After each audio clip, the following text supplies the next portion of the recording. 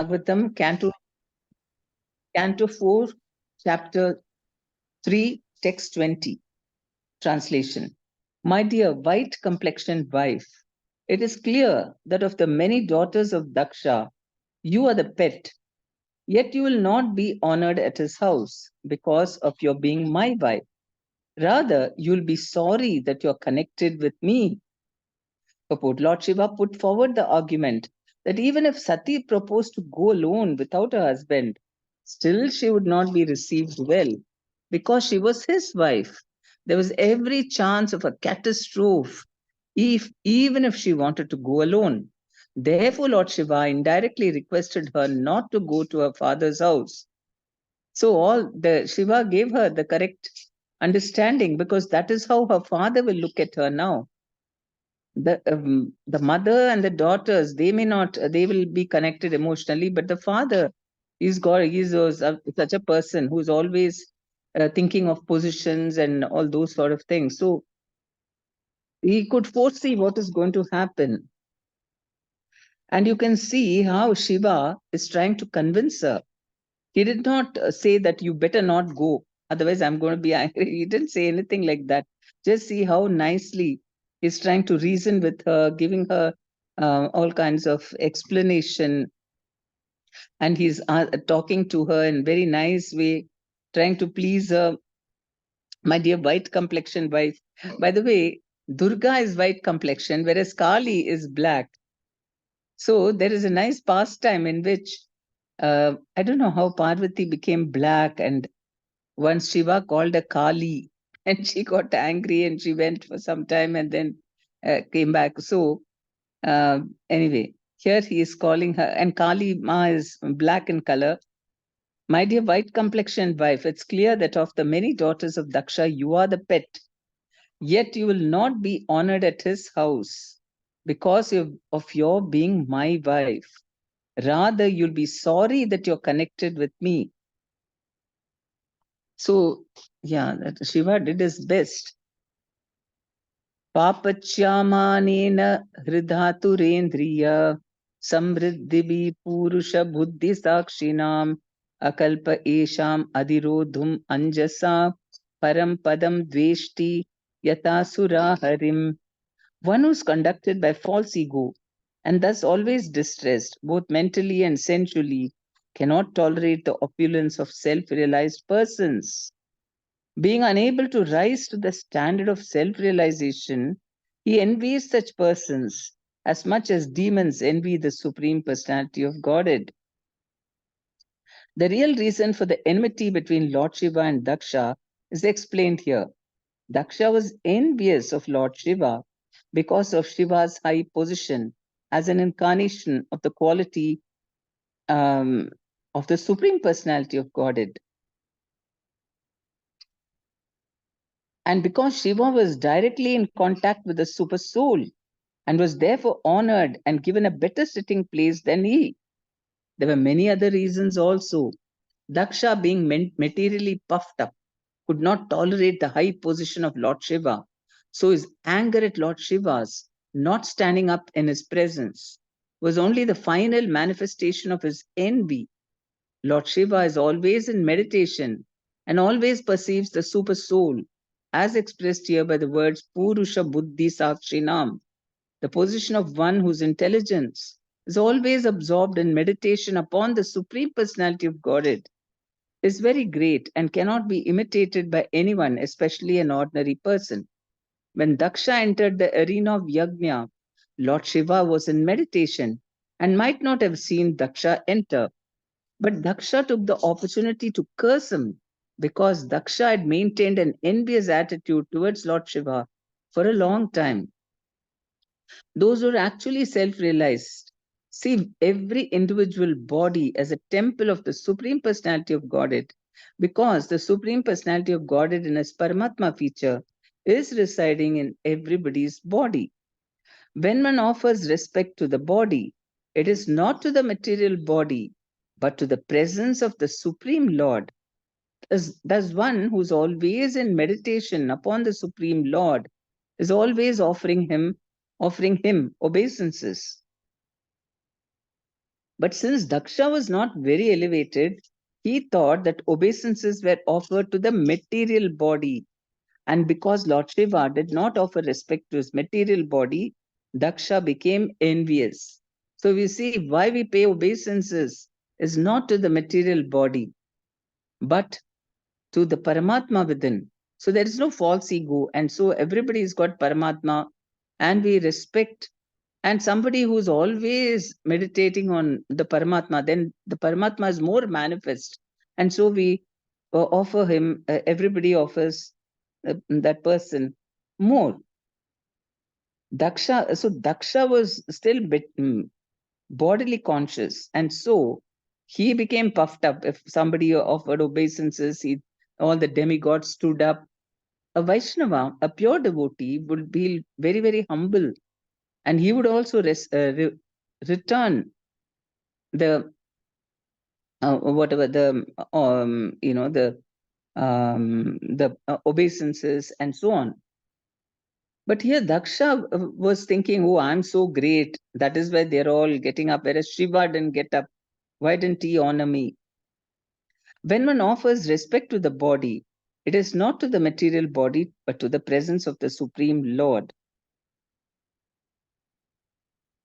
Thus, one who is always in meditation upon the Supreme Lord is always offering him obeisances. But since Daksha was not very elevated, he thought the obeisances were offered to the material body. And that doesn't make sense, right? Why should we offer to the material body? It is just a machine. Daksha became envious, such persons being unable to rise to the standard of self realized souls like Lord Shiva are always envious. The example given here is very suitable. Asuras, demons, or atheists are always envious of the Supreme Personality of Godhead. They simply want to kill him. Even in this age, we find some so called scholars commenting on Bhagavad Gita who are envious of Krishna. When Krishna says, Man mana bhava mad bhakta, Bhagavad Gita 18.65, always think of me, become my devotee, and surrender unto me. The so called scholars comment that it's not to Krishna that we have to surrender. That is envy. The asuras are atheists, the demons, without reason or cause, are envious of the Supreme Personality of Godhead. Similarly, instead of offering respect to self realized persons, foolish men who cannot approach the highest standard of self realization are always envious, although there is no reason. Just the reason, I mean, Shiva never did anything bad to him, and he just got angry with him because I mean, if he was after self realization, he would have been actually attracted to Lord Shiva. Would have thought, oh, such a great saint. Imagine he's sitting and meditating. He would have gone and offered him respect instead of thinking Shiva should get up and offer me respect. That is complete blasphemy. That means he is not in the, I mean, he himself is quite envious of the Lord also, even though he is a so called devotee. But with some demoniac thing in it, like how in Kali Yuga everybody's got some divine and demoniac also. Today is Narsimha Chaturdashi, and we have to pray very, very, very, very ardently to Narsimha Dev, who's especially so merciful today, that please you only take out all the Hiranyakushipu, like whatever thoughts, desires, envies, negative feelings you can destroy, and you come and sit on the throne of my heart. We must appeal to him, and he will respond because he wants that. He wants to enter our heart and always be there. But then, if we have all these dirty desires, then how we can come, which is actually quite, I mean, it's directed to the Lord. That if we are not envious of him, then we'll be thinking of him 24 hours, like Lord Shiva. Shiva is not at all envious. People think that, oh, Shiva is a competitor of Vishnu. They don't know, the Shiva worshippers, that Shiva is the most ardent devotee of Vishnu. If they knew that, they would also respect Vishnu. They would also take up Krishna consciousness. But they don't know that because, like Daksha, they're attached to their bodies and they are quite envious. And so they also feel, must be, this Vishnu and Shiva, They have competition. Vishnu must be envious of Shiva. So they hate all the Vishnu worshippers, Vishnu temple. Why they should fight? Otherwise, why should Shaivites and some of them, the immature ones, why do they feel that we are at loggerheads?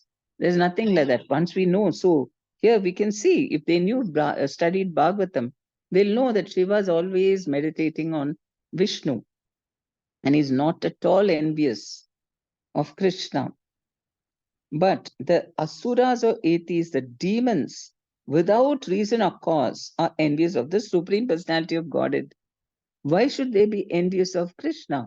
They should inquire, why am I getting these feelings of it, feeling of envy? That means I wish I could also be the Lord. I wish I could be attracting people. That's what the asuras want, right? And Hiranyakashipu, I should be the center of attraction. Everyone should worship me. They should glorify me. This is, and to a much lesser extent, it is there in human beings, even devotees. And we have to get rid of that by having, how can you overcome these nasty feelings, wanting attention, wanting glorification, wanting respect, and we don't want to give respect. Everybody should respect me. All these sort of things. That is the subtle anarthas: name, fame, position, distinction.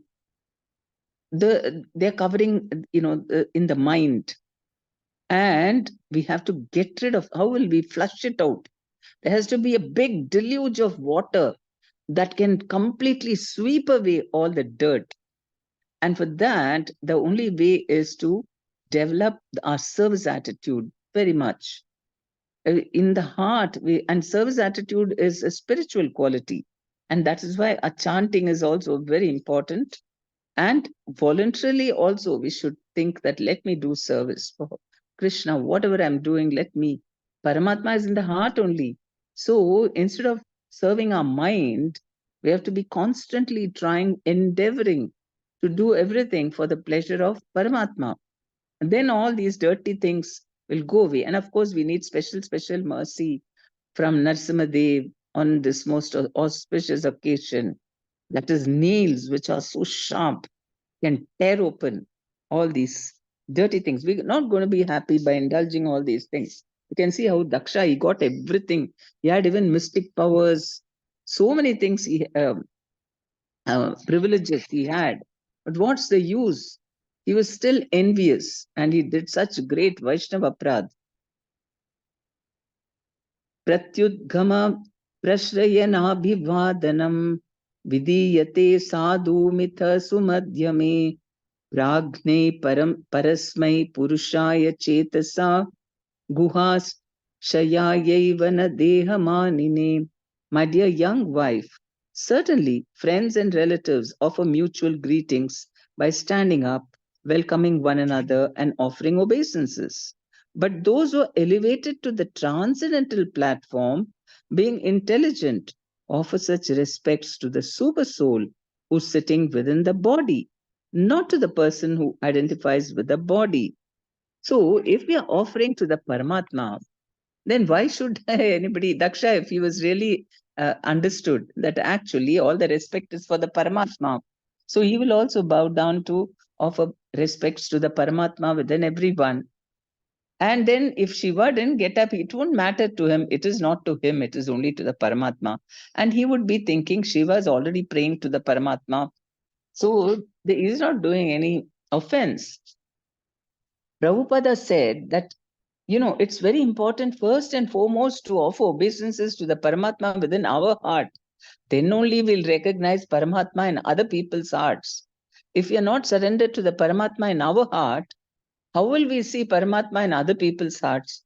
So Prabhupada was mentioning that whenever he would pass by Bhaktisiddhanta Saraswati Thakur's uh, Samadhi in Mayapur, in that temple, which is Chaitanya Mat. And so he wouldn't get down and go and, offer obeisances there.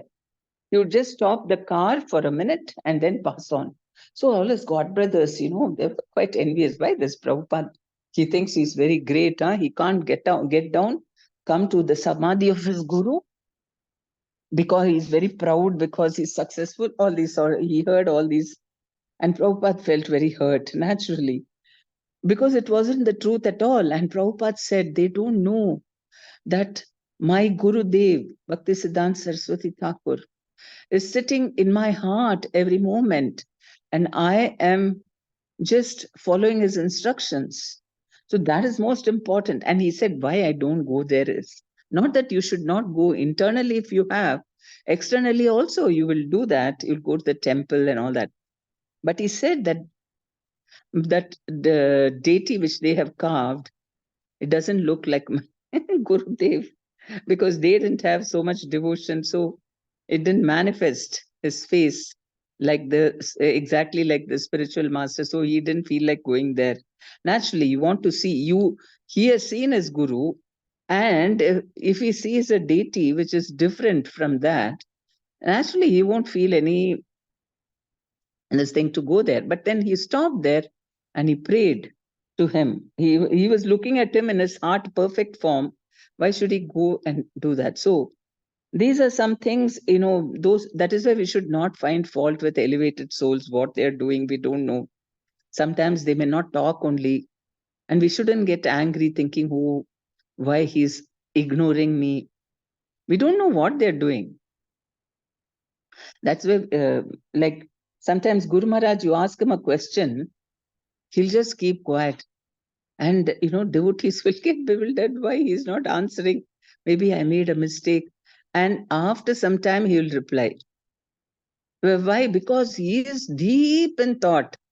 He goes very, very, very deep. If you ask a question, it's not that he will just say sometimes he'll go think so many things, and who knows, he may be talking to Krishna, who knows what he's doing.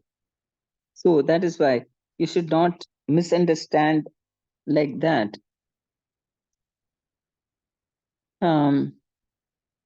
It may be argued that since Daksha was the father-in-law of Lord Shiva, it was certainly the duty of Lord Shiva to offer him respect.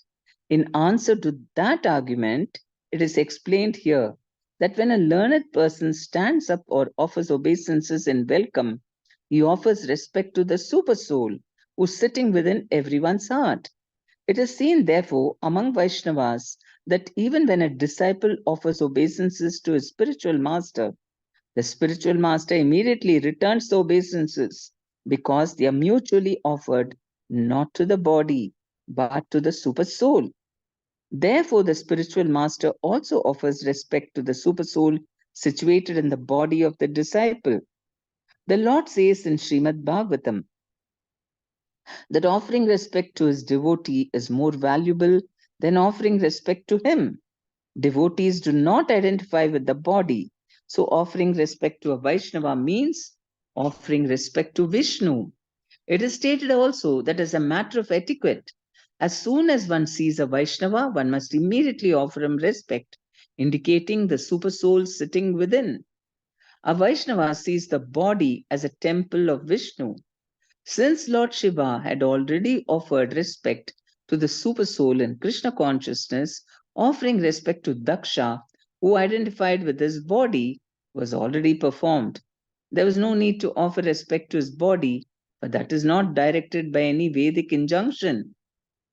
So that is why somebody who does not at all identify himself with the body and is always in meditating on the super soul, everybody feels like offering obeisances.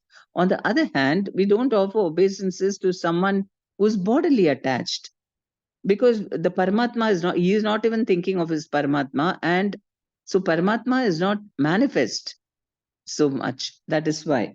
And Shiva had the spiritual vision. He didn't think he's my father-in-law and all that. He was just seeing him spiritually, and he thought that, okay, I've already paid respects to Paramatma here, and I don't see Paramatma so manifest here. I mean, because Daksha was materially conscious. So he's explaining here very clearly why he did not get up that time. Mm. My dear young wife, certainly friends and relatives offer mutual greetings by standing up, welcoming one another and offering obeisances.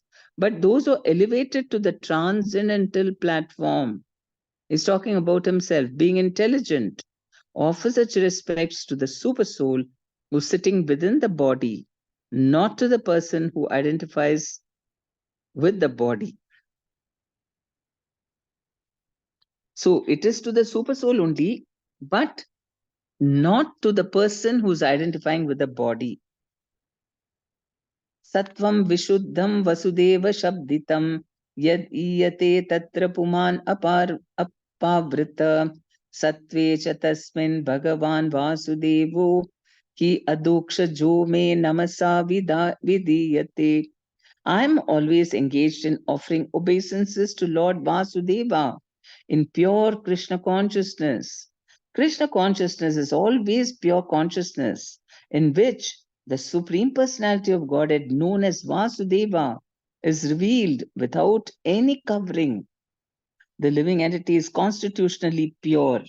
Asango hi ayam purusha. In the Vedic literature, it is said that the soul is always pure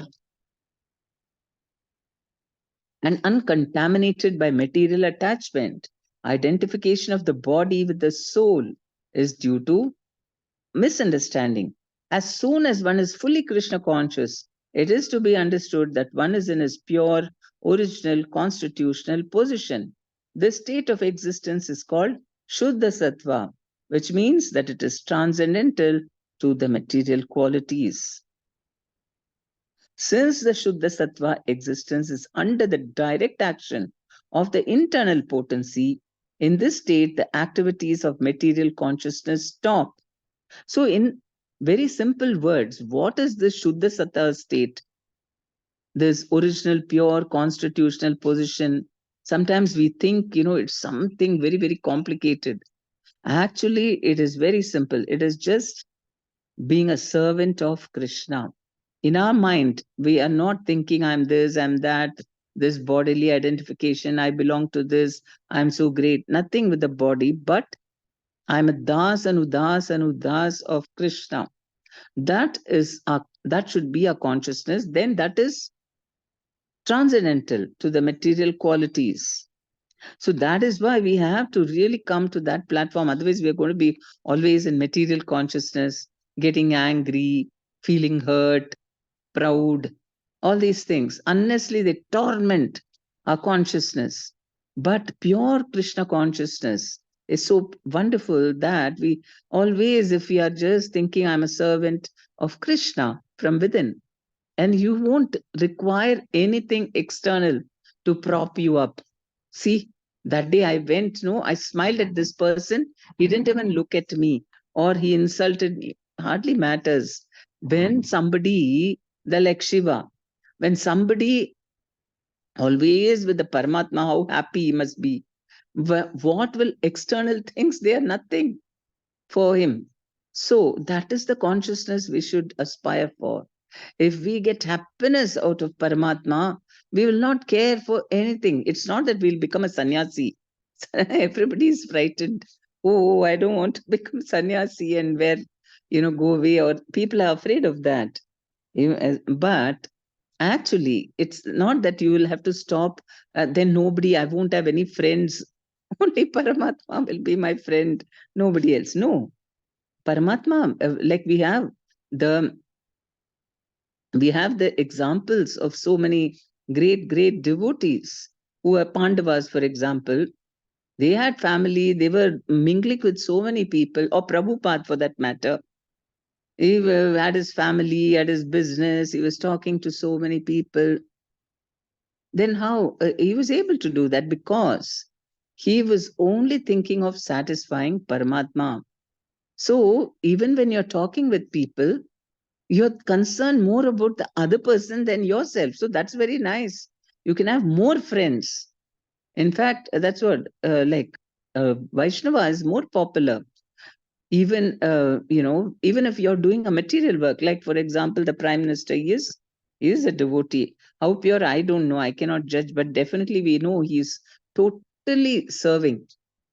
I mean, I'm saying that example because he's in the material world. He's doing material activities. And we can see that how he is always thinking about God. Anytime he's only thinking of service. Anytime, I mean, always about other. We can see that he's doing karma yoga, jnana yoga, bhakti yoga, all three. Whatever he speaks is very well thought out, very sensible for the benefit of others. So you can do that in the material world also, and everybody likes him. He is very much here. He's not a sannyasi who's gone off somewhere. So that is why everybody should do that. You shouldn't think, oh, now let me enjoy with my body and mind. That is always giving us pain. On the other hand, staying here, okay, you love your family and all, and you're scared if I become very Paramatma realized and all, maybe I'll feel like going off somewhere and I won't be, that fear may be there, or at least the family members will fear. Don't do too much Krishna consciousness. Then you will not be interested in me. That is all wrong. Like Shiva is explaining, he was not against Daksha at all.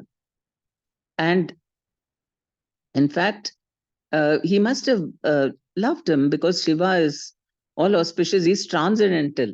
And he's only looking at Daksha from that spiritual perspective. And there is affection because Daksha had faulty consciousness. He couldn't understand that. And he thought that Shiva was also envious of him as he is envious of Shiva. And he thought that out of envy, he didn't stand up. So this is, and Prabhupada also said that Grihasthas should also become Paramahamsas, means that you're thinking of super soul. And what is this? How will we be able to think of super soul and all the time? There are so many things to think of. Simply by being a servant of Krishna. That is our only identity. Then wherever you can go to the whole world, any part of the world, talk to any kind of person, and it will not disturb us at all. Our consciousness will not be unsullied. Of course, a devotee always avoids talking to very materialistic people unless it's for preaching. Otherwise, he avoids. So we have to be very careful. Consciousness has to be protected very carefully. But if we develop a service attitude, then you will not be disturbed. Maya cannot touch a person who's in the internal energy. And what is internal energy? Just a service attitude. And that's why Hare Krishna mantra helps us to come to the transcendental platform because it is telling, it's addressing the Lord. I want to be your servant. I want to be your servant.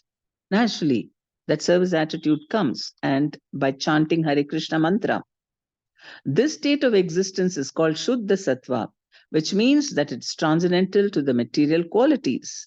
Since this Shuddha Sattva existence is under the direct action of the internal potency, in this state, the activities of material consciousness stop. For example, when iron is put into a fire, it becomes warm, and when red hot, although it's iron, it acts like fire. Similarly, when copper is surcharged with electricity, its action as copper stops, it acts as electricity.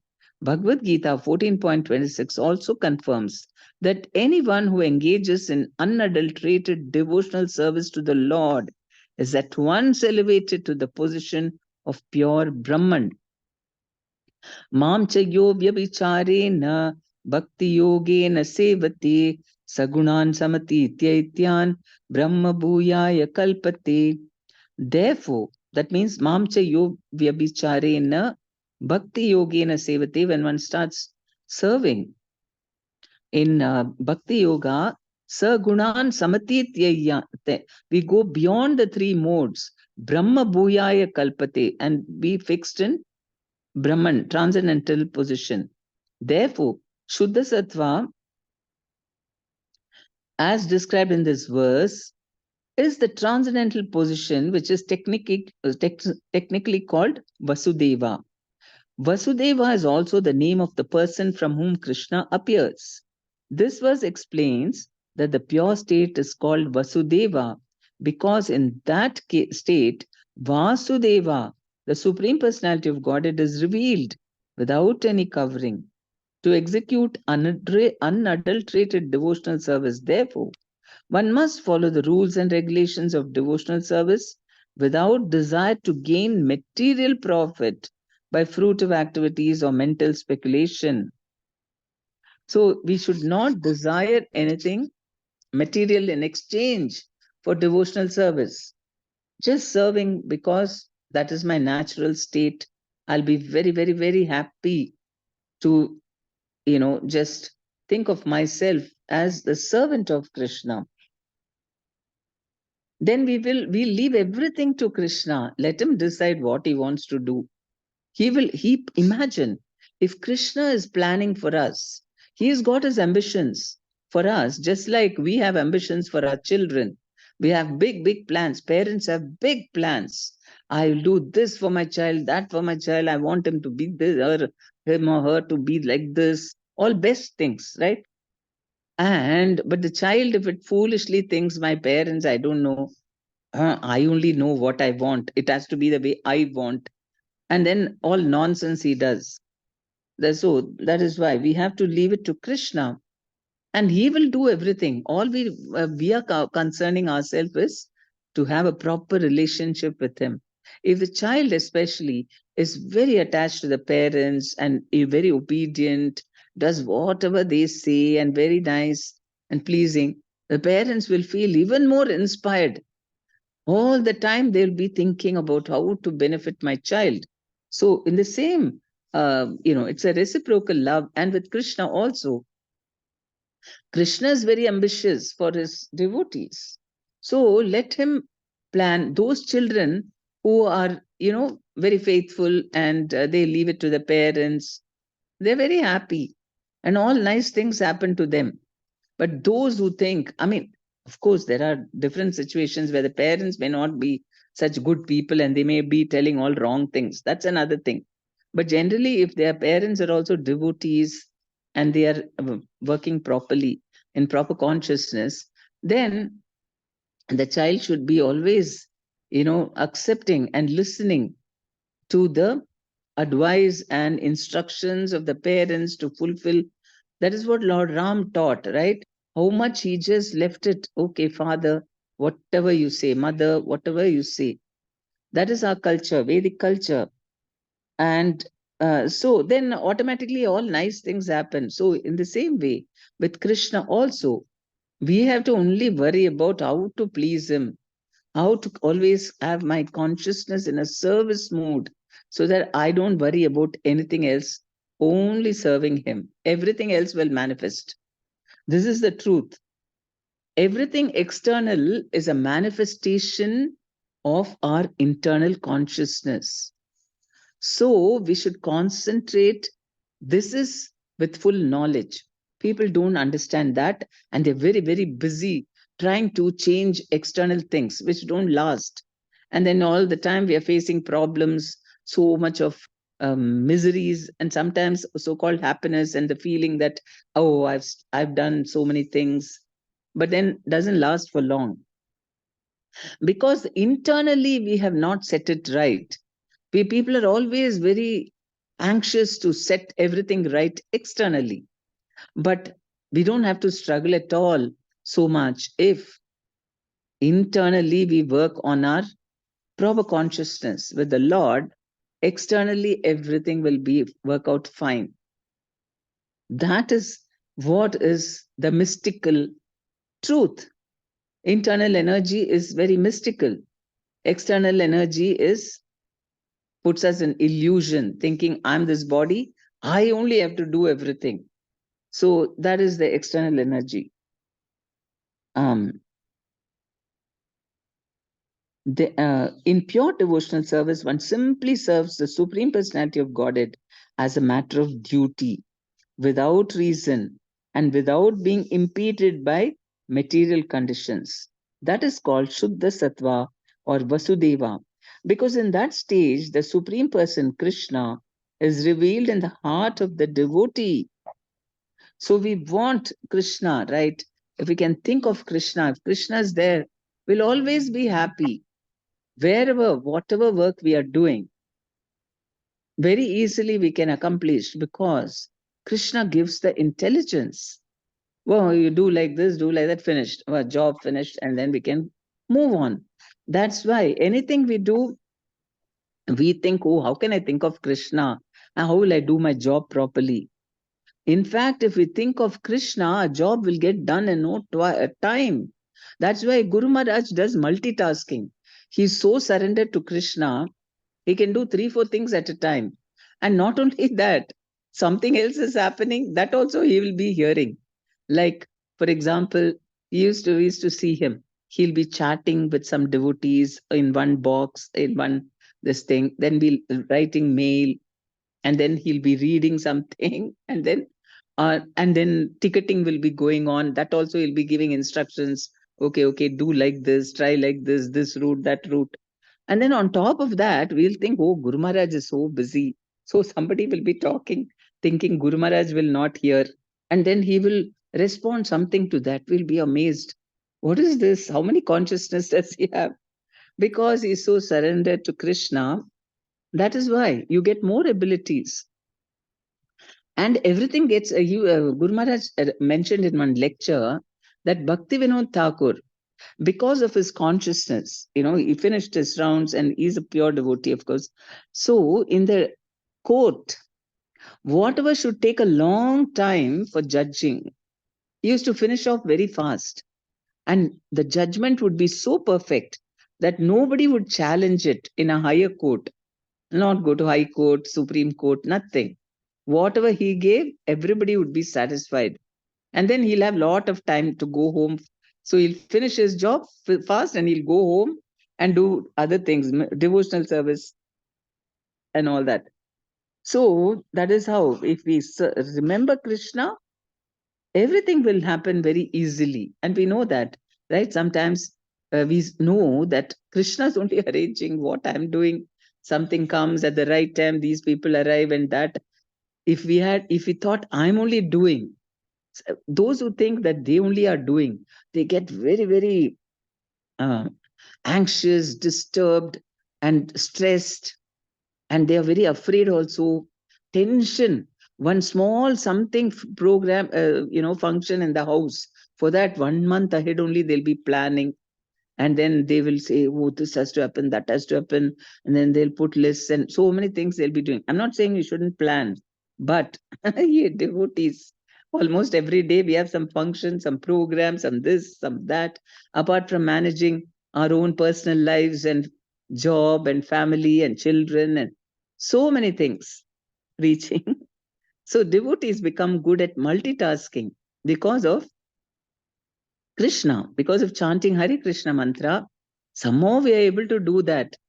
Everything and many of the things, somehow Krishna arranges. That's why we shouldn't be proud thinking, I only did something. I did this program. What did you do? So many things were arranged by Krishna.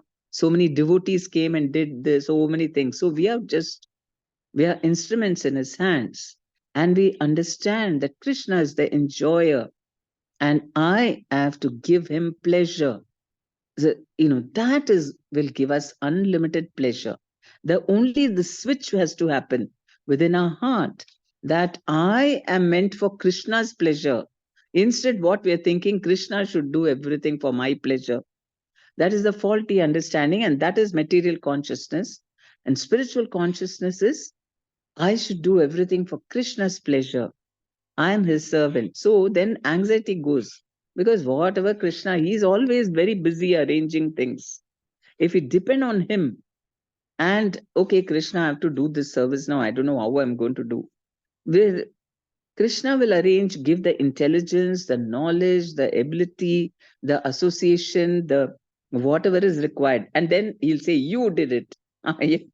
I know I didn't do it, Krishna. It's all your mercy only. But he gives credit. So that is the relationship. And it's very exciting to imagine how exciting it will be. You simply have to desire something. Oh, Krishna, I wish I could serve you like this. How happy you will be, and if we think, then Krishna will arrange everything for us. And then we'll be surprised. How did it all happen? That is how. Because when we become Krishna conscious and serve him, it'll be far more exciting then thinking I'm doing. We are so limited. What our capacity is so less. Without Krishna's mercy, what we can achieve? Anything. That is why in earlier times, people were so happy. They didn't have so many problems like we face today because they were so God conscious, so dependent on Krishna. Everything happened very nicely in their lives. Here now, oh, to get married only is a big job. Somebody to find a proper partner, and then for them to even their marriage to last beyond 2 3 months 1 year. That itself is a big thing. Then to have children, and then on top of that, how to manage your house. Oh, so many things are cooking, and so and then I've got my job, and children have to be taken care of. Oh, one child itself is so difficult. Why? Because we're not depending on Krishna. We depend on Krishna, you don't have to work hard like this also. That is because lack of faith, and the society itself, the whole situation is like that. We can't blame ourselves because everybody is like that, and we are swept in that thing. But we have to come out slowly through Krishna consciousness, by praying to Krishna, by depending on Krishna. We should try to not be dependent so much on material things, but depend on Krishna to even fulfill whatever our material obligations are. Krishna is the Paramatma. As Vishnu, he is helping us how to achieve even our material things. So only we have to do it in the proper consciousness. In pure devotional service, one simply serves the Supreme Personality of Godhead as a matter of duty, without reason, and without being impeded by material conditions. Whatever their situation may be, I'm not going to serve my service to you. I'm not going to stop my service to you, Krishna. On the other hand, we give lot of excuses. I'm very busy. I can't do this service. No, no. Today my head is aching, and today it's very busy, so I cannot do this. How many excuses we find? We try to escape from serving Krishna. But on the other hand, if we enjoy serving Him, then without any reason and without being impeded by material conditions, we're quick to give excuses of what to do. My situation is so difficult. Everybody is against my devotion, being a devotee. All criticism is coming. But a devotee, if he is depending on Krishna, yes, yes, he will say, okay, okay, fine, fine. He will tell everybody, he will not unnecessarily hurt anybody, fight with anyone, but he'll quietly do for Krishna whatever he wants, and Krishna will help him. Instead of getting bothered about, oh, what is that one saying? Why did he say like that? Why did he hurt me? Why is he putting blocks on me? Hardly matters. If we are focused on serving Krishna, our work will go on no matter everybody is putting blocks on our path, it will still happen. And that's Prabhupada showed. Nobody to help him. Poor Prabhupada alone, battling in the old age, alone, without any money, without any support. How did he manage? Because of Krishna, only Krishna. And he could do everything. He gave support to others. So that is what happens, that if we depend on Krishna, he can give excuses. Now, he could have given excuses. I'm become very old now. I had 3 heart attacks and all that. Nobody there. Nobody is trying to help me. How I can do? I'm going back. He could have come, but he did not, because you can overcome. He has shown the example that by depending on Krishna, we can overcome all the problems, obstacles, everything, whatever it may be. And Guru Maharaj is another outstanding example. His body, whatever, it's not functioning properly at all, and still he is so determined to serve Krishna, always waiting. So many people might say, no, no, you're not going anywhere. Lie down, you be here only. How many things, doctors, this thing. But his heart is, oh, I have to go here, I have to go there. And somehow he manages to go, he manages to fulfill all his desires, because those desires of serving Krishna. So he's not disturbed also by all the challenges, the obstacles, opposition, criticism. Hardly matters. Those things will go away. Those are temporary things. Today I might be sad because somebody said nasty things about me. I mean, it hurts, but how long it will last? After 1 week, you'll even forget who told what, you'll forget about it. But the service is permanent. Krishna, our relationship with Krishna is permanent. So we must concentrate on that. And and actually it will be a test. Many times externally there may be so many challenges. Somebody is criticizing, somebody will be doing this, obstacles, all that. But actually, Krishna may be helping us. We want to do the service that may be going on very nicely. Then that only we should concentrate on, not other people, what they did and what they are telling and what they're trying to put obstacles. Hardly matters. So we have to be focused on pleasing Krishna. Srila Jiva Goswami has very nicely described this Vasudeva or Shuddha Sattva in his Bhagavad Sandarbha. He explains that Ashtotra Shata 108 is added to the name of the spiritual master to indicate one who is situated in Shuddha Sattva or in the transcendental state of Vasudeva. The word Vasudeva is also used for other purposes. For example, Vasudeva also means one who is everywhere or all pervading. The sun is also called Vasudeva Shabditam. The word Vasudeva may be utilized for different purposes, but whatever purpose we adopt, Vasudeva means the all pervading or localized Supreme Personality of Godhead. In the Bhagavad Gita 7.19, it is also stated, Vasudeva Sarvamiti. Factual realization is to understand Vasudeva, the Supreme Personality of Godhead, and surrender unto Him.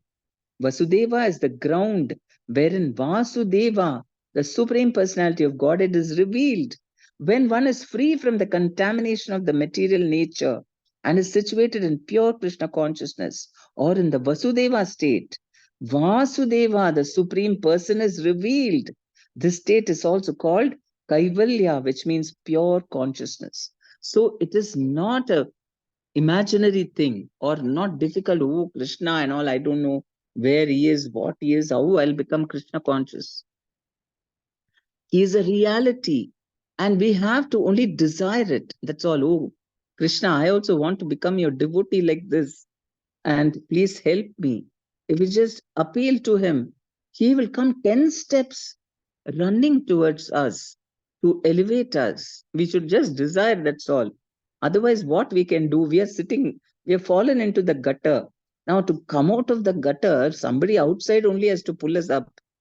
So we have to appeal to the Lord. Please, I'm ready. I'm wanting to come out. Enough. This stench is just horrible so much. I don't know how I liked it even.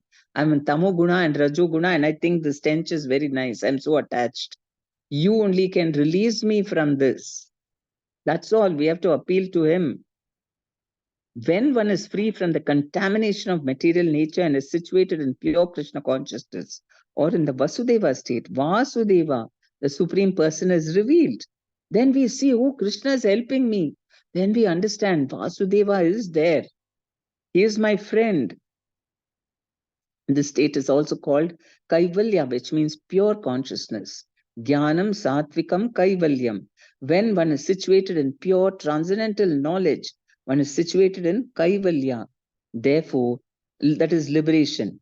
Therefore, Vasudeva also means Kaivalya, a word which is generally used by impersonalists. Impersonal Kaivalya is not the last stage of realization, but in Krishna conscious Kaivalya, when one understands the Supreme Personality of Godhead, then one is successful in that pure state by hearing, chanting, remembering, etc. Because of the development of knowledge of the science of Krishna, one can understand the Supreme Personality of Godhead.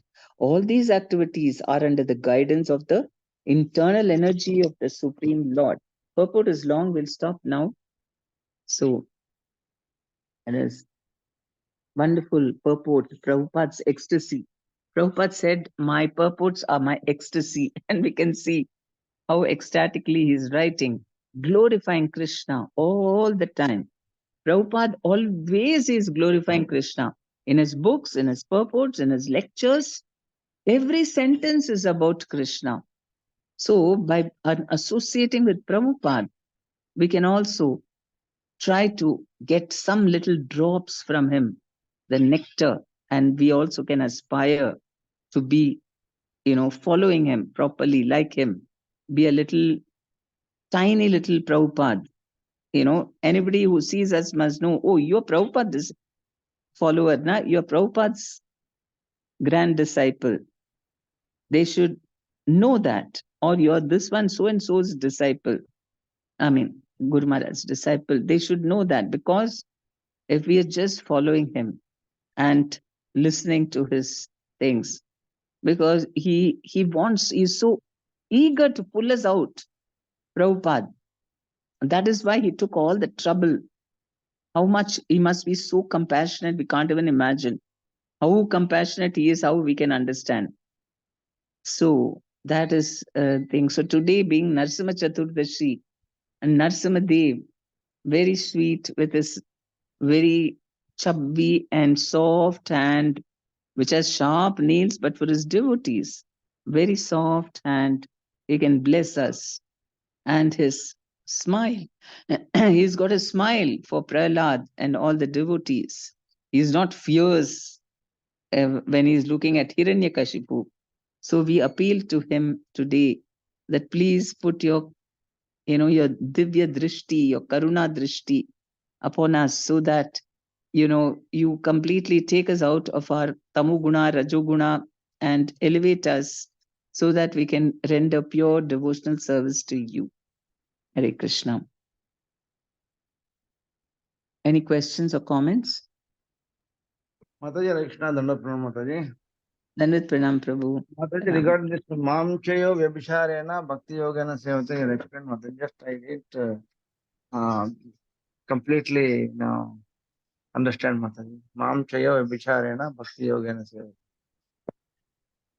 Vyabhicharena, that means, I think that word I've forgotten. Vyabhichari means prostitute. Mamcha yo vyabhicharena bhakti yogena sevate. So when we Mataji, employ maybe all our senses, without deviation from Krishna. Maybe Vyabhicharana means like only towards Krishna. all the senses. Mamcha yo vyabhicharena bhakti yogena sevate. So using all the senses, instead of in sense gratification, in the service of Krishna, then sagunan samati tyaityan. Because we are attached to the senses, we are in this thing, in the three gunas. But when we engage the senses in the service of Krishna, sagunan samati tyaityan, we go beyond that. Brahma Bhuyaya Kalpate. We can come to the transcendental state by engaging all the services, senses in the service of Krishna. Otherwise, the senses are disturbing us. All the time they want some, they need to be engaged, right? Tongue is always asking for tasty food. Eyes are always looking for some, beautiful things or whatever. And then touch and smell, all this, it's always disturbing us. But if we employ the services, senses, the service of Vasudeva, eating only prasadam, seeing only his beautiful form, hearing only Krishna Katha, smelling tulasi leaves and legs and going to the temple, all this, then we can transcend Sagunan Samatitya Ityan, Brahma Bhuyaya Kalpate, come to the Brahman platform or transcendental platform. Thank you, Mataji. Thank you very much. Hare Krishna.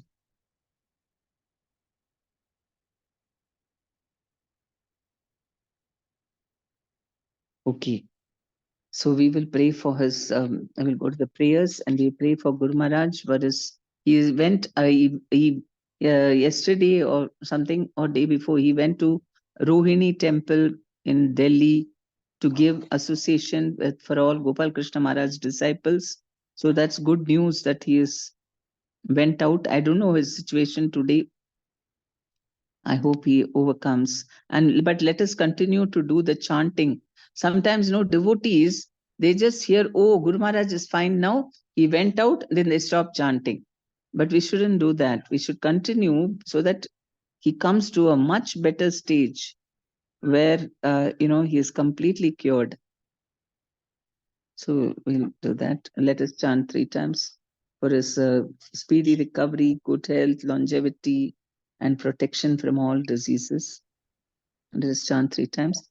Hare Krishna, Hare Krishna, Krishna, Krishna, Hare Hare Hare, Hare, Hare Hare Hare, Rama, Rama Hare Rama, Rama, Rama Rama Rama, Rama, Hare Hare, Hare Hare Hare Hare, Krishna, Hare Krishna, Krishna, Hare Krishna Hare Krishna, Krishna, Krishna, Hare Krishna Hare, Krishna, Hare Hare Hare Hare, Rama, Hare, Hare Hare Hare Rama, Rama, Hare Rama, Rama Rama, Rama, Hare Rama Rama, Rama, Rama Hare Hare Rama, Hare, Krishna, Hare Hare Hare, Hare Krishna, Krishna, Krishna Hare Krishna, Krishna, Hare Hare Krishna Krishna, Hare Krishna, Krishna Rama, Krishna, Hare Hare Rama, Hare Rama Hare, Rama, Rama, Hare Rama, Hare Hare, Rama Rama, Rama, Hare Rama, Hare Rama Rama, Hare Hare. Hare Hare. Let me pray for all Prabhupada's disciples and